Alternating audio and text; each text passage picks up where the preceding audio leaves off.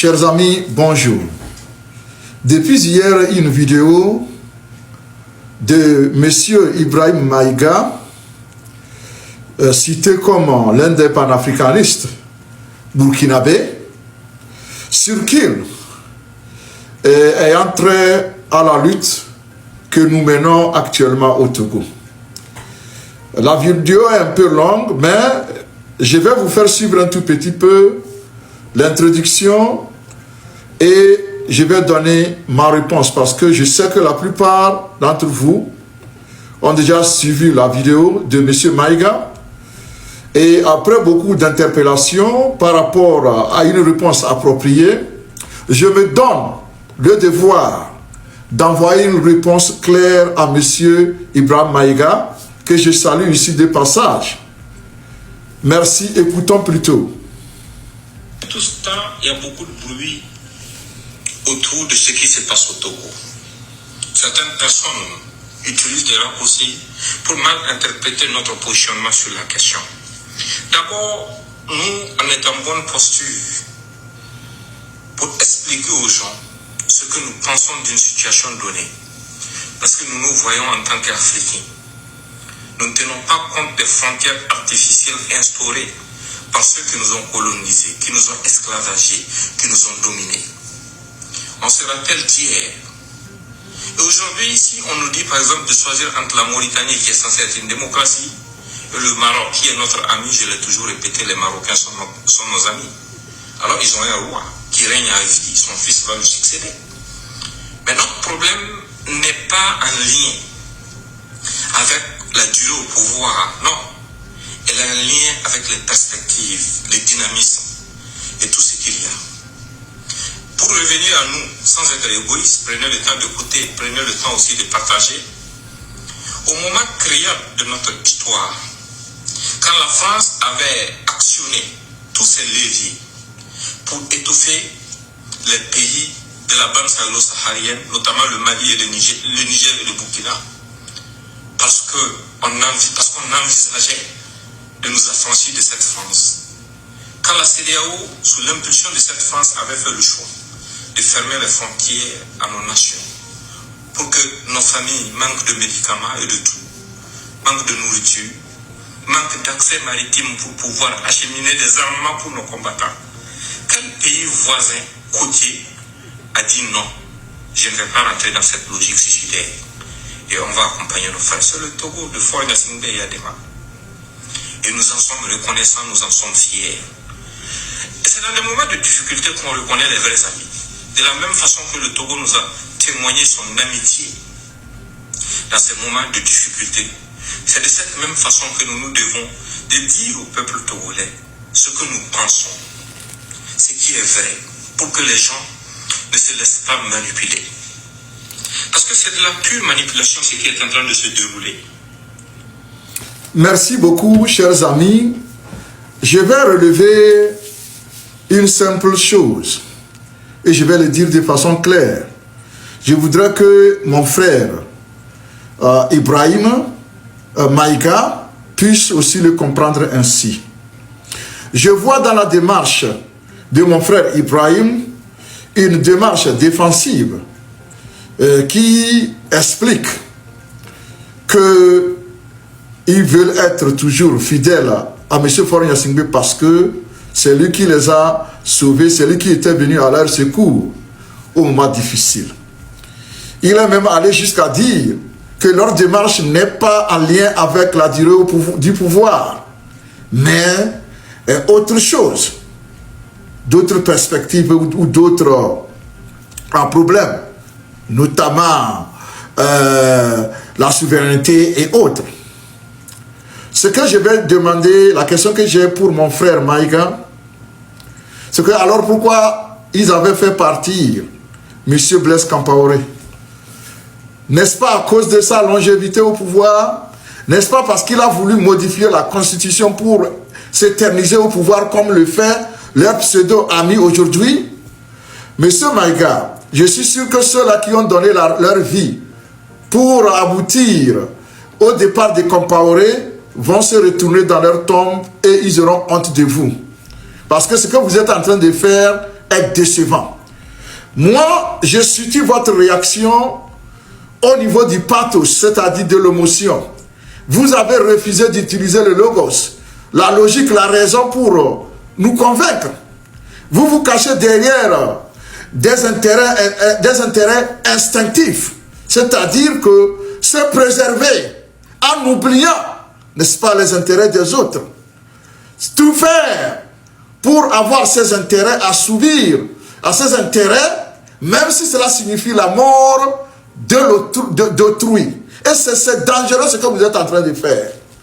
Vous nous dites que les manifestants, ceux qui demandent à manifester, ne sont plus au Togo depuis 20 ans ou autre. Et c'est ceux-là qui prétendent dire que les Togolais ont faim, Monsieur Ibrahim. Et vous ajoutez, ce qui est encore grave, vous ajoutez que ce sont des manipulés. Monsieur Ibrahim, quand vous me regardez, je ressemble à quelqu'un que quelqu'un peut manipuler. Manipuler avec quoi? Avec combien d'argent? Quand vous regardez les jeunes blogueurs qui sont au front, n'est-ce pas, à l'avant-garde de cette lutte, vous pensez qu'ils peuvent être manipulés par quelqu'un? Celui-là, la puissance que vous prétendez être manipulatrice de ce qui se passe, cette puissance, c'est la France. Jusqu'à preuve de contraire, elle entretient ces relations incestueuses qui ne marchent qu'à travers le pillage systématique de nos pays. Ces relations sont encore là. La France, à l'heure où je te parle, monsieur Ibrahim, a encore des instructeurs militaires dans les camps du Togo. Ils n'hésitent même pas à sortir sur le terrain lors des opérations, n'est-ce pas, de maintien d'ordre avec l'armée togolaise. Vous me parlez de quoi? Manipulation. Quand les Burkinabés s'étaient levés en 2014, qui les a manipulés? Monsieur Ibrahim, vous pouvez défendre fort, mais il faut trouver autre moyen. Je ne vous croyais pas si émotionnel, si instinctif. Mais vous l'avez prouvé ici. Lorsque vous dites que nous sommes manipulés, c'est une insulte à tout un peuple. Vous nous dites que M. Faure Gnassingbé a pu préserver la paix et les terroristes ne sont pas en train d'attaquer. Vous voulez que je vous informe? Vous voulez que je vous dise combien de nos parents vers le Grand Nord à la frontière du Burkinabé ont été égorgés sans que votre force ne puisse les sauver? Vous voulez que je vous donne le chiffre? Monsieur Ibrahim, chez moi on dit si vous ne pouvez pas aider un malade, il ne faut pas gâter son médicament. Nous ne vous invitons pas à nous aider. D'ailleurs, je dis à ces Togolais-là qui pensent qu'il faut encore d'autres pour venir nous assister, vous vous trompez. Nous, quand on a aidé les Burkinabés, les Maliens, les Nigériens, ce ne sont pas les Nigériens qui nous l'avaient demandé. On l'a fait parce qu'on pensait que c'était la bonne chose à faire. C'était la logique. Parce qu'on s'inscrivait dans la même dynamique d'affranchissement et de la souveraineté totale. C'est pour ça nous avons eu des Togolais qui ont marché au Mali et même au Burkina. Alors, si vous ne pouvez pas faire ça, taisez-vous. Et je demande aux Togolais de ne pas fonder leur espoir sur un quelconque étranger. Ceux-là qui veulent nous aider, ils seront les bienvenus. Mais ceux-là qui ne sont pas dans cette logique, on leur demande de se taire. S'ils ne se taisent pas, il ne faut pas qu'ils mentent. Lorsque vous parlez de manipulation, ça c'est très faux et vous êtes en train de mentir, monsieur Maïga. Est-ce que vous pouvez apporter une simple preuve que ces manifestations sont l'œuvre des mains extérieures? Est-ce que vous êtes fiers de ce que vous avez dit? Monsieur Maïga, je vous répète que le peuple burkinabé, nous l'aimons à cause de son intégrité et de sa vérité. Mais vous êtes hors de commun. Vous n'agissez pas comme le Burkinabé que nous connaissons. Vous pouvez avoir vos intérêts, mais en même temps être véridique et dire la vérité. Je vous remercie. Chers amis, bonjour chez vous. J'espère que tout le monde se porte bien. Vous êtes les meilleurs, tous mes abonnés. Vous êtes toujours les meilleurs. Je suis heureux de partager avec vous les résultats du sondage que nous avions lancé il y a de cela 3 jours.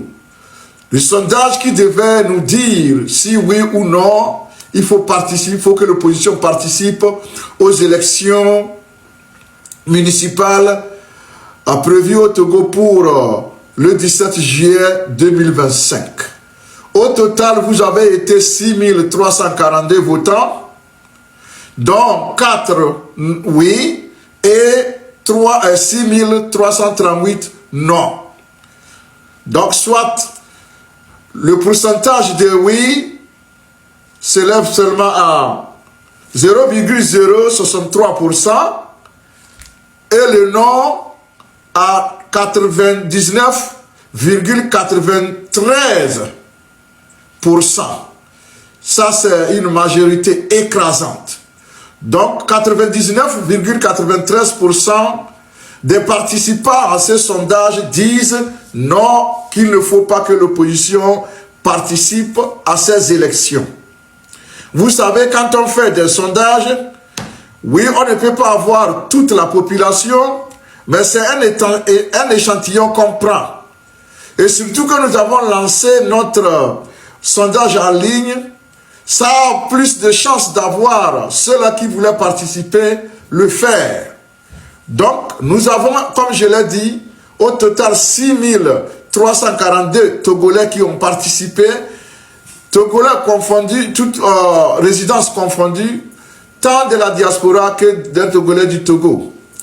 Et donc, à l'issue des calculs, nous avons recueilli 99,93% des Togolais qui ont dit non à la participation de l'opposition aux élections du 17 juillet. Tandis que seulement 0,063% ont dit oui, qu'il fallait le faire, soit 4 personnes. Ce qui nous revient de vous dire que ce sondage est, disons, ce que l'échantillon qu'on a pu avoir nous dit. Et dans tous les pays au monde, même aux États-Unis, on ne peut pas faire un sondage avec toute la population. On prend un échantillon qui est représentatif de la voix de la majorité. Et ici, nous pouvons prétendre que la majorité des Togolais ne se retrouve pas dans ces élections-là. C'est pourquoi je vais profiter de cette opportunité pour réitérer mon appel à l'opposition togolaise, surtout ceux-là qui étaient en train de se préparer à participer à ces élections. Je vais les nommer ici. À nos jours, je sais que Adi, du professeur Goguet, a déjà commencé sa campagne. L'ANC de Fabre n'est pas encore très sûr, je ne suis pas sûr qu'il a commencé la campagne, mais entre-temps, il a publié un communiqué où il demandait le report sine die des élections. De toutes les façons, je vais dire à tous ceux-là qui sont tentés par cette participation que le peuple ne se retrouve pas en ces élections. Par conséquent, je ne sais pas sur qui ces partis politiques vont compter pour aller à ces élections. C'est pourquoi je vais leur dire que la sagesse leur recommande de tout simplement dire de façon sans équivoque qu'ils se sont retirés de ces élections-là et que le régime doit se retrouver seul. Alors, les gens ont demandé, quand l'ANC a demandé le report, les gens nous ont demandé si le régime acceptait de reporter ces élections, est-ce dire que l'ANC participera à ces élections à une nouvelle date? Là, je ne pouvais pas répondre à cette question puisque je ne suis pas l'ANC.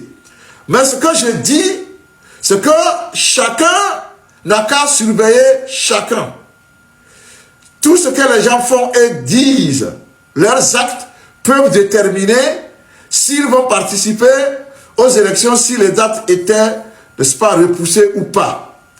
Mais moi, mon appel, c'est pour réaffirmer cette position-là qui dit qu'on ne peut pas faire une chose et son contraire. Parce que jusqu'à preuve de contraire, ces partis qui sont en train de se préparer, surtout l'ADI, qui a déjà lancé sa campagne, dit aussi qu'il ne reconnaît pas la 5e République, il ne reconnaît pas le régime parlementaire. Alors, sur quelle base ils vont participer aux élections organisées par dans cette 5e République et par le gouvernement, le régime parlementaire qui en est issu. Donc, moi je leur dis clairement que les Togolais sont intelligents. Il ne faut pas jouer avec les gens. Il faut être clair. Vous dites clairement que nous nous assumons, nous reconnaissons, vous reconnaissez la 5e République et le régime parlementaire et personne ne va vous déranger. Comme ça, on sait que vous avez choisi le ralliement. Allez-y. C'est bon. Chacun est libre de le faire, mais il faut être honnête. On ne peut pas être là, un pied dedans, un pied dehors. D'ailleurs, si moi j'étais d'IRPT, je vous poserais la même question. Je vous demanderais de clarifier votre positionnement. Je ne sais pas pourquoi ils ne vous le demandent pas. Parce que quand ils avaient envoyé une délégation en Inde pour aller apprendre comment on gère la 5e République ou bien le régime parlementaire, vous étiez membre de cette délégation. Donc vous ne pouvez pas prétendre nous dire que bon, j'étais allé seulement au hasard. Non. Alors il faut clarifier votre position, M. Gogué. Clarifiez-nous votre positionnement politique à l'heure où nous vous parlons. Cette interpellation est sérieuse et je voudrais vraiment pouvoir la prendre au sérieux. Mon Wawa, c'est votre chef qui parle ici. Donc, vous n'avez pas le choix. Dites aux Togolais où est-ce que vous vous trouvez par rapport à la donne, à la nouvelle donne qui est là. Quant aux autres partis que je n'ai pas cités, si vous avez envie de vous présenter, vous êtes libre, mais il faut le prononcer de façon claire. Et là, quand on va faire le classement, on saura où vous vous situez sur l'échiquier politique du Togo. Là, on est clair qu'on n'a plus d'ambiguïté. Parce que dans ce processus qu'on a entamé, il n'y a pas de tiers exclu. Soit vous êtes A ou B. Il n'y a pas d'intermédiaire. Il n'y a pas d'amalgame. Il n'y a pas d'hybridisation ici. On est pur. Soit on veut que les choses changent ou bien on veut maintenir le statu quo et on se retrouve de l'autre côté de la rive. C'est clair. Ce sondage est d'autant plus révélateur que il a tout dit. 99,93% des Togolais, des 6400, comment l'appelle-t-on? De 6342 Togolais qui ont participé à ces sondages, ils ont été clairs. Et je n'ai pas eu le temps de lire les commentaires. Il y en a qui ont mis non, non, non jusqu'à l'infini, c'est-à-dire que c'est un non sans équivoque. Alors, je voudrais que vous, et j'ai fait ce sondage-là pour vous les partis politiques qui sont tentés par ces élections-là, d'être clair dans vos oreilles que les Togolais ne se retrouvent pas en ces élections. Si vous vous faites des illusions, tant pis pour vous. Alors, je vous remercie, je remercie tout le monde. Je vais aujourd'hui lancer un autre sondage qui va durer 3 jours. Et ce sondage est relatif à la situation sociopolitique du Togo et surtout aux demandes formulées par la jeunesse du Togo vis-à-vis du gouvernement. Vous irez prendre part à ce sondage, juste un oui ou un non. Donc je les lancerai dans quelques instants. Je vous remercie, chers frères et sœurs. Dieu vous garde. Dieu bénisse le Togo. Merci. Allez en commentaire, dites-moi ce que vous pensez. Allez de ces résultats. Rapidement, vous savez le faire. Allez me dire ce que vous pensez. Merci.